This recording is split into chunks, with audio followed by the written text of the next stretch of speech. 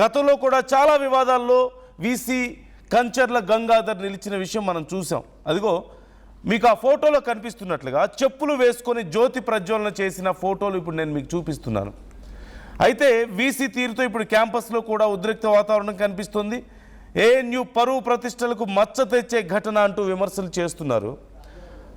VC గతంలో అలా shoe వేసుకొని జ్యోతి ప్రజ్వలన చేసినటువంటి ఫోటో అప్పుడు చాలా చర్చనీయాంశం అయింది.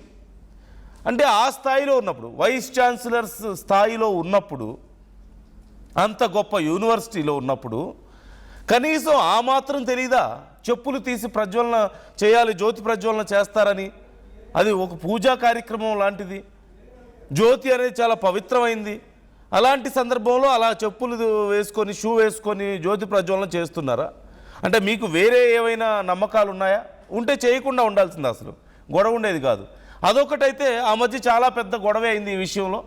ఇప్పుడు మళ్ళీ మరొకసారి మీరు చూస్తున్నారు, మహాభారతంలో శ్రీకృష్ణుడు రథ సారథ్యం చేస్తూ వెనక అర్జునుడు విల్లు పట్టుకొని ఉన్నటువంటి ఫోటో, గీతలో చాలా ముఖ్యమైనటువంటి ఘట్టం, గీతా సారాంశాన్ని అర్జునుడికి ఉపదేశించినటువంటి ఘట్టం.